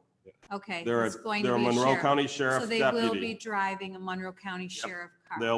They will be an employee of the Monroe County Sheriff Office. The only thing is, we are providing a list of tasks, and again, not directly to that deputy, we're providing it to the management And they- of, and they're, through their normal chain of command, they'll be the ones who assign it, that type of stuff. We'll review it, and again, we would be essentially reimbursing the county for that cost. Go ahead. I'm sorry, I wanted to add one more thing. You kind of touched on it, but one of the other large complaints that we received, if you recall, were from the crossing guards Yes. during school sessions. People speeding through or passing buses. A lot of that came through last year. Again, not sure with COVID what kind of relation we're going to have to that, but that would be a great trial too, to sit there in those kind of situations. Yeah, The so, speeders. yeah, the crossing guards talked about that a lot, that Yeah. they would ignore, the one person almost ran down one of our crossing guards because they were too impatient to wait. Yes. So that's absolutely an area that No, we would want them to focus. absolutely. That would be a great place to throw a book. Yeah, Do we Thanks, know, Craig. Thank you. do we know who prosecutes the speeding tickets? For example, I know we have a special prosecutor for code enforcement, SEPCA, right? Does he also prosecute speeding, or is that ADA level? That I don't know that answer. Anyone know? I don't know if any of Okay. our justices are on or court clerks, or I can find that answer out Yeah, for Wednesday. the reason I ask is because Councilwoman Safranek brought up a good point, which is, in some communities, they'll have sort of standard responses to plea deals. Someone gets a speeding ticket, they'll call in and say, hey, look, in some communities, they'll go right down to a parking ticket like that. In other communities, they'll let you plead guilty by mail and you'll get a equipment violation.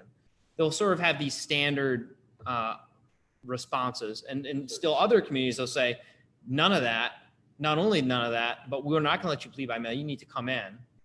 And so, it might be worth having, particularly if we're dealing with our own special prosecutor, it might be worth having a conversation about how we're handling plea deals on speeding violations, if he's handling them.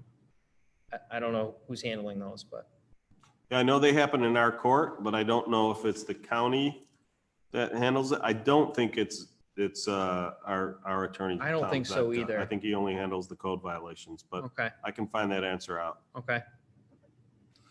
I did have, this conversation mainly focused on traffic violators. In the resolution, it has patrol the neighborhoods, which could be or couldn't be traffic violations, but then it goes on, or any needs determined by the town, any other needs determined by the town. What you see?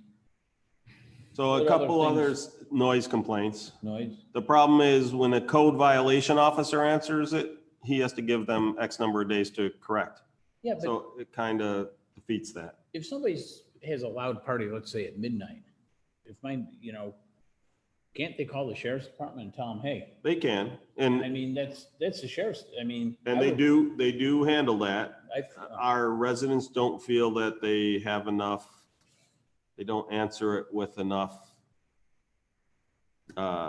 frequency or response time, and or they don't deal with it enough.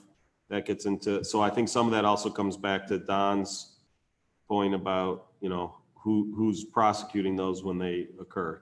That one could be Zebka because it is a town code violation, but I would, so yes, again, they do respond to them. We had someone complaining about neighbors who were constant noise, and they pulled up and they had responded twice. So, you know, it does, I was just, again, some things that it gets into, we can declare an area of focus and have our, have this deputy, again, put some extra focus on there much more readily than the county can, just again, from a resource standpoint. Fireworks was another example. That was another big one. And again, yes, the sheriffs do respond to firework complaints, but as you could imagine, they were coming in from all over. And so if we wanted special attention paid to town, we had no way to do that.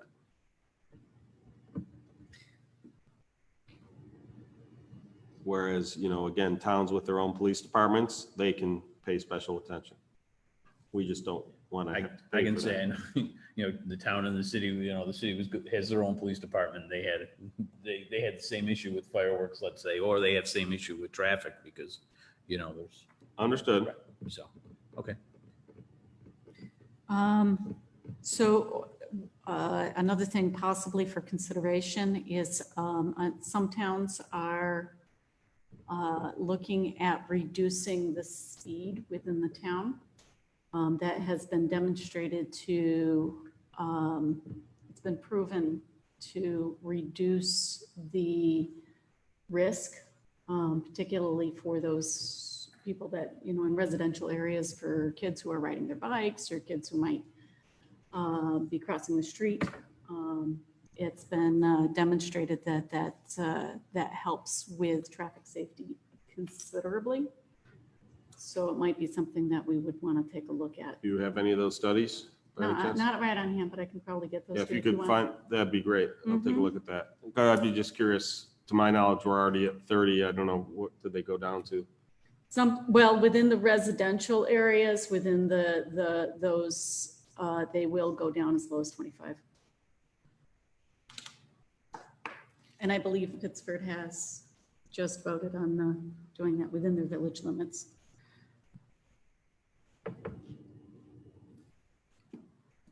Any other discussion? Are you looking to get this voted on for sure on Wednesday? Well, what I'm going to find out is whether we'd be able to push this trial off into September. If we can, then I would suggest we table it and get a few more questions asked. If not, because again, I would love to have this data under our belt before we have to make a real decision sometime in the future. I would then, yes, want to vote on it. Would it be possible for the board to meet with someone from the sheriff's You want- office I in could- regards to this? I would not be the least bit surprised if Captain Fay would be willing to be here Wednesday. I will ask him.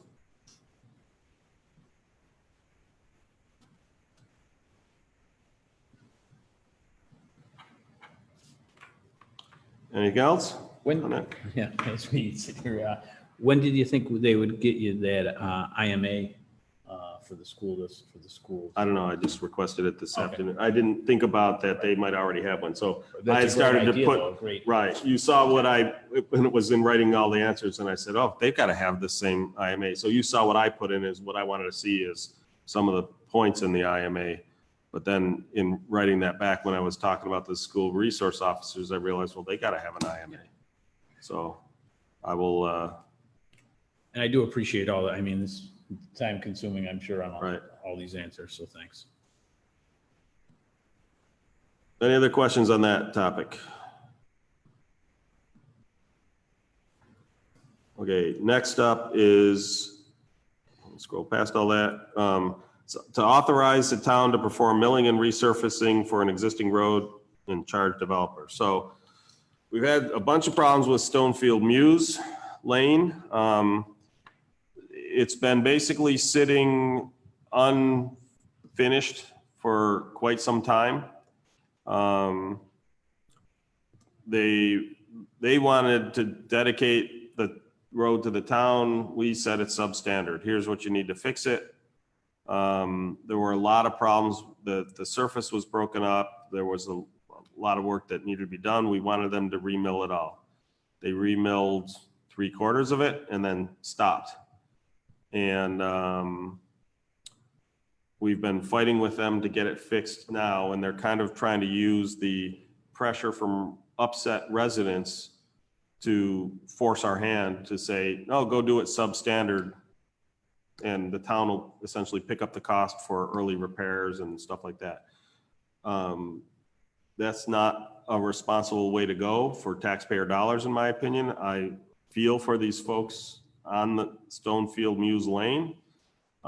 It's not reasonable that these developers are doing it. They keep making excuses. We solve the issue, they don't resolve. And the latest example of that was a week or two ago. They basically said they couldn't find a milling machine, they couldn't find a paving machine. So we were doing milling and paving. We talked to our contractors and said, would you be willing to go over here when we're done with our stuff? They said, absolutely. All they have to do is call us. Never called, right? And every week it's the same thing. Oh, well, I'm all set.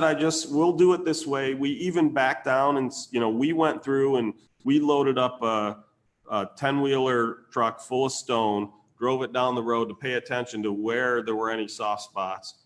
We came up with a simpler, less expensive way for them to put a finish on it. We went to a different, again, less expensive way to do the proper binding that would still hold up. It's not something we might use for a cross street, but because it's essentially a cul-de-sac, it would work just fine for that and hold up well. So, I mean, the town has bent over backwards multiple times. We told them, you don't have to do the concrete curbs first, get the thing paved. We can deal with the concrete curbs, not curbs, gutters later. And they just keep pushing it back. And so I've had enough.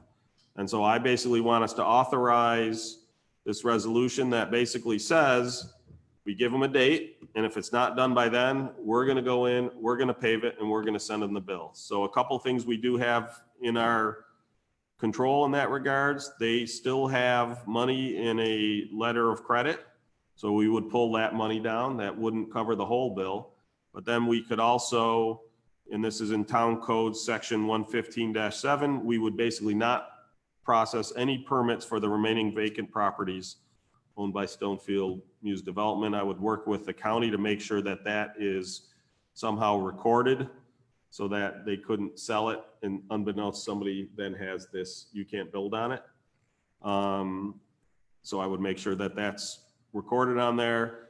And then we would also, if it's not paid in full by October 23rd, that we would have to vote on it again, just like we do with all the others, but we could then levy that. We would have the option in October of levying any unpaid balance against the tax lien, as a tax lien against those three properties. We went through and verified their development, Stoneview Development LLC still owns that. So like I said, those are the avenues that we would have to us. I'm hoping it doesn't come to this. I'm hoping that, in fact, I've asked Craig to basically get them a copy of this resolution so that they see we're serious. We're tired of this. They've been inconveniencing the residents for far too long. They even went and put letters out to all the residents, again, trying to get them to play them against us, saying, oh, well, we were trying to do this, but the town wouldn't let us. So the town's being unreasonable. We're not. We're bending over backwards to get this done for the sake of the residents, and they're just dragging it out. So I did share this resolution with one of the residents, and he's sharing it with all of his neighbors because they're fed up too. So questions, this could comments? this could go to court. This could go to court. You answered there'd be no way that they could sell any of these properties in between and get it. There is a chance if we can get it recorded or at least the clerk notified so that any potential buyer would be notified of this pendency prior to. Once it's on as a lien, it's absolutely recorded. Okay. The question is the 115-7. I haven't had a chance to reach out to the county clerk to find out whether we could essentially put a note on those properties so that if anyone was trying to buy them, that would come up immediately when they did when the lawyers basically pulled the deeds, pulled the abstracts. And do they have any other developments going on in the town now? Do you know that answer, Craig? Whether Stoneview, Well, Tim Hanna. Basically whether that Stoneview Development LLC or any of its sister or parent companies, whether they have anything else going on in town. I'm not aware of any other developments from that organization. If they have another company name, it'd be pretty small. There's no other subdivisions or no other houses being built. It would be a minor admin project if they had anything in it. I don't believe so. Stonefield Muse that corporation has like 10 different names that Mary Beth was able to look up for me, and we didn't see anything else. Yeah, that's one of the problems that you run into with these developers is that they create an LLC for each specific project. Now, sometimes it's because there's different partnerships involved, but sometimes the cab companies do the same thing. It limits their liability across multiple projects. And that letter of credit, the 56,000 and change is actually cash. It's an indemnity fund. 59, yeah. So okay. they basically, in lieu of a letter of credit, they had done indemnity funds. Peter Minotti and his obviously wisdom prior when we were still dealing with this secured the letter of credit in a cash deposit. Right. Have we heard from them since you and I talked about this last week? I heard from them at 4:10 p.m. this evening. How'd that go? We're getting to it, but they've made no, there's all I have is it's on the schedule. Except that when you talk to any of the paving or milling companies, it's not on the schedule. So I literally called in a personal favor to the milling machine to be available for them, gave them that date, and they never even contacted me. Right. That's too bad. So when Chris Martin and I met out there, Chuck was delayed. He was due as well when we met with the contractor and the owner, both owners, Tim Hanna and Richard Orzik, I believe is the pronunciation. Right. They gave us a schedule for the next Wednesday, which had come and passed already. And when we worked out with them everything to be done, and I secured for them the milling machine, and then it just came and went, and I kept emailing and contacting, what's the schedule? And we got nothing. And so now they're basically saying the same thing. Now it's next week. No, it's next week. And next week it'll be next week. Right. So that's why I want to If they do, great. I think we're all, much better off. The contractor can do the work. I'm comfortable with that. I just don't believe that the owner has given the contractor a contract to do the work yet. So that's where we're standing. Gotcha. Yeah. Just in general, and this is, say, they all have different LLCs for different projects, but don't you usually know who the person is behind the LLC? Yes, and that's why I can say that I don't believe they have any other projects in town. Okay. Right. So by that association. You know the principles typically. Right. I was just saying in the future, if he shows up, I hope we really make sure make sure that you put them through the, right. Get enough line of the money for them and everything else. So yeah. The big thing lesson that was learned with this one is that when they had completed the base coat layer, we released the funds for the base. So the money here would have covered the top coat if they had done it in a timely fashion and the base coat hadn't deteriorated. If stuff is sitting that long, I don't think we can release the base coat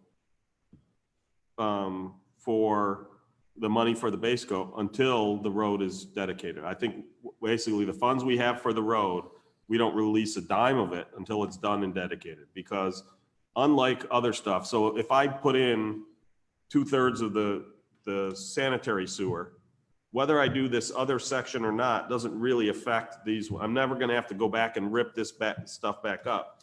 Whereas if the base coat sits too long and starts to crumble, I'm gonna have to rip it up and redo it before I can put a top coat on. That's the difference and I think that's unique to roads. I think we just have to change our policy that we don't return any money on a letter of credit for roads until the road is dedicated. Or you have them pave it, finish the job. Right. And the downside with that for us, we've always, the binder course has gone down. We haven't allowed them to top coat until they get to that 75% built out range so that they're not damaging the road further. So that top coat, goes on. And for Stonefield Muse now, in all of our benefit, this started 10, 12 years ago. I think they binded it 10 years ago. It started 12, but because of those, I think the price point of those houses, I'm not quite sure, that just took them very long to build. So it took them a good couple of years before they were even at the 75% point. And then they lost interest. Right.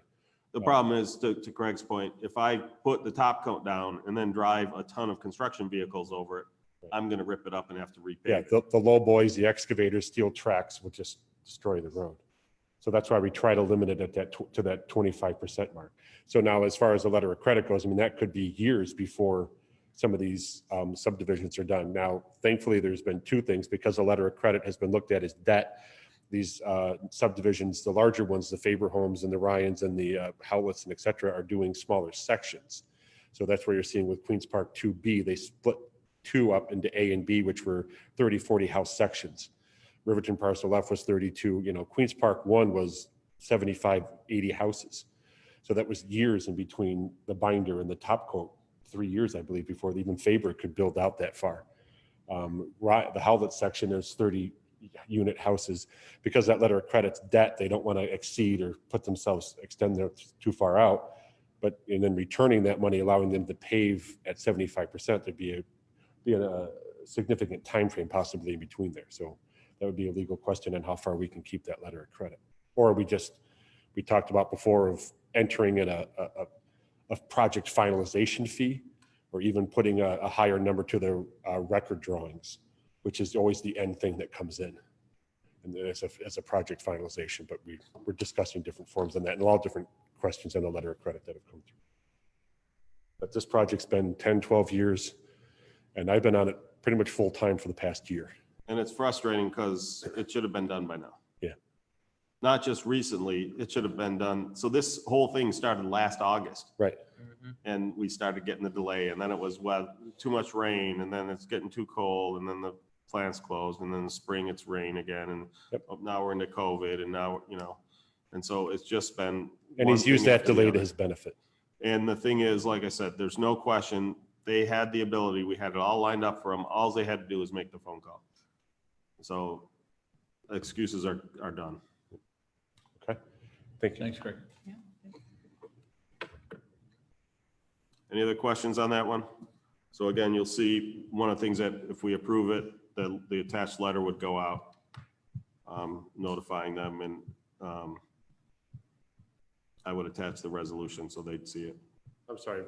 I know you've had conversations with at least a half dozen or more of the residents, as much as I have, getting probably 5 to 7 calls per resident per day.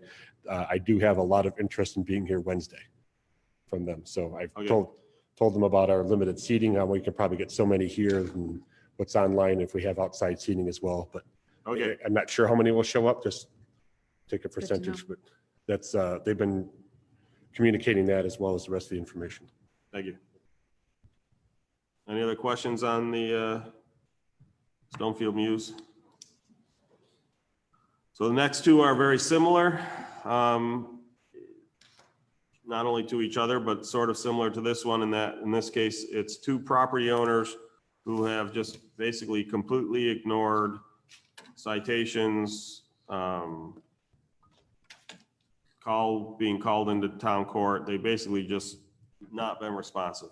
These aren't necessarily our worst repeat offenders. We have some other people who might take those honors. There was air quotes that if you're reading the minutes. But what distinguishes these two is that we have received 0 response back. And so in talking with code enforcement, they felt it was time to act under section 205-15, which basically we issue a notice. It gives them, I think it's 30 days, minimum 30 days to correct the violations. The notice has to detail exactly what needs to be in there, what work they have to do. If they bring it all up to compliance, they're done. If they do not, they are called to appear at a public hearing. Just to be clear, the public hearing happens whether they are present or not, so they can't continue to delay it by not showing up. If they're not here, we will rule an abstention, but they are remanded to appear at a town board meeting. And then we basically talk with them to find out why they haven't fixed this. If we are not satisfied with their answer, we can basically at that point order the town crews to go in and take care of it and send the bill to the property owner. So that's again all fully described in code section 205. Specifically 15 is 13 and 15 are the two sections that cover this the most, including it details what has to be in the notice, what the exact procedure is. So for both of these, you'll see the list of violations, what needs to be resolved. One of the things you'll notice in the one, there were 31 code violations in the past 12 months. The other one weren't as many. The difference, plain and simple, is in the one section of code that the one had violated, it was one of those, every time we go back there and visit, if it hasn't been rectified, it's an additional violation. And so that's why that particular one racked up 31 code violations. But in all these cases, in all these problem properties, when you print out their code enforcement records, if you will, it's thick, it's pages thick. And the other one, it was more than additional violations. It was, returned on this date, still in violation. Returned on this date, still in violation. Some of the different violations allow you to recite them. Others, that's not necessarily a new violation. It's just the return of the same of the old one. So, and attached in the backup data, you'll see what Bill wrote up about the properties, and then you again see the parcel histories. So that's where that comes from. I'm sure the neighbors will be very happy to have us go in, because I know the neighbors find these to be very problematic. So I did a little homework. In the one particular property, 128 Citation Drive, he's only owned that property since March 8th of 2019. And according to this, your first violation was June 11th, 2019. So he basically moved in and just started not taking care of it. That was one of my questions. You said he moved in. Is this, do we know if this is owner occupied or rental property? According to, and what I'm telling you is public knowledge, so I'm not giving you anything Right. that's not public knowledge. According to the records that I pulled, basically anything it's showing his mailing address is this address. Okay. But it doesn't mean anything. It just means it's his address. So Thank you, Lisa. the other one's been there since 2007. He's owned it since 2007. And I don't remember if one of these had one of these is, I thought, was delinquent in taxes as well. It did say, and I'm trying to remember which one said it was, I think it was the first, but I could be mistaken. Let's see. One of these did say. Um,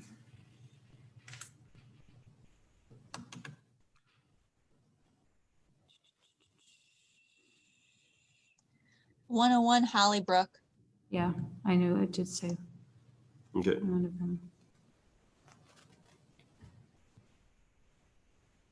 So again, you know, I don't want to get, for lack of a better way to put it, dictatorial in terms of how we enforce code, but boy, when they won't work with you at all for over a year time, won't return a single phone call, single letter, won't respond to notices at their property.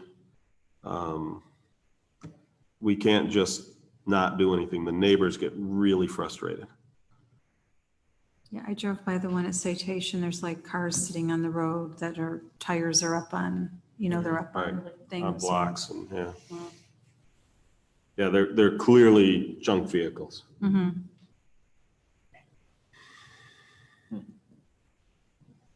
Any other questions on those?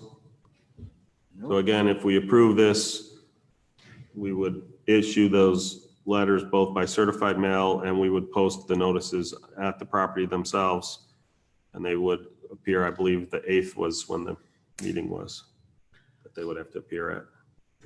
So for violations of grass being higher, have we been cutting this and charging them? Like, for example, at 101, Hollybrook?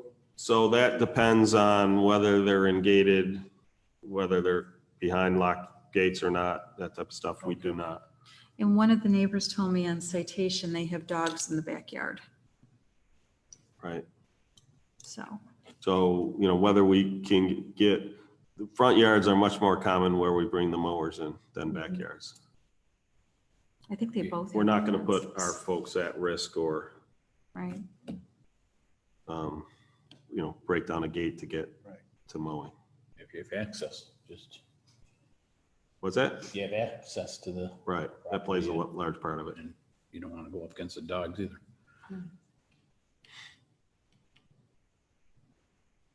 Any other questions on that one? Nope. So the last one, we're going to have we'll finish up our discussion, public discussion, and then we will go into private. Actually, I just thought something. Before I say that, I just want to add, I didn't notice that to come to a settlement agreement through a mediation for one of the EEOC lawsuits. We're going to discuss the confidential information in an executive session. But I just, because it deals with a cash payout,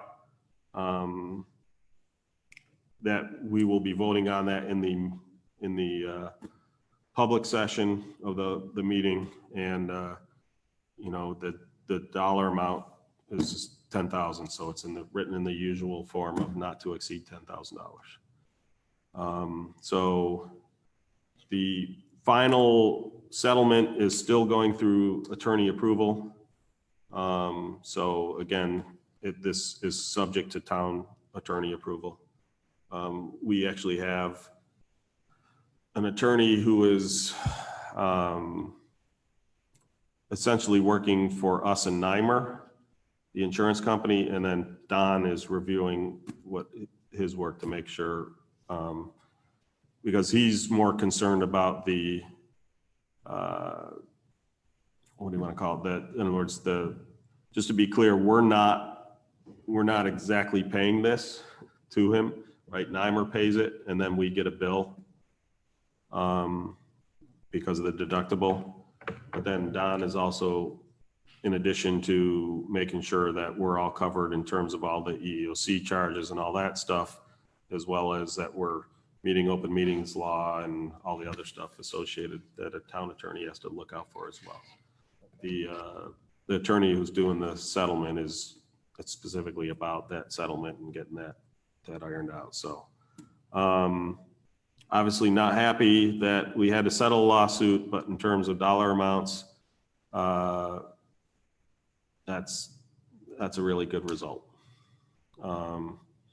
So happy to have one of them off the plate.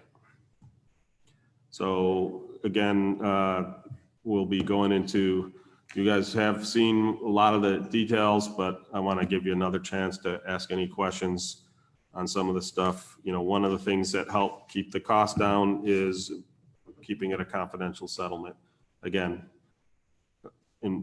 because there's taxpayer dollars involved, the amount, in my opinion, cannot stay confidential.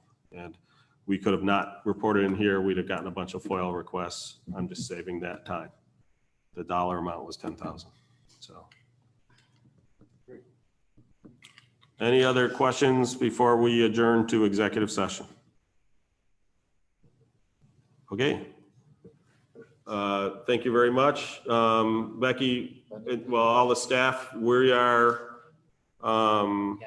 again, we will be adjourning straight from executive session. So there will be there's no decision being made. It's just questions so that for the decision for Wednesday. So we will not be reconvening. We will be just adjourning directly from executive session. So can I make a motion that we go to executive session? Yes, you may. To discuss settlement of ongoing litigation. Correct. Discuss Second. litigation of the lawsuit. Hearing no objections, we will now adjourn to executive session. Thank you. So Becky, you can end the transmission.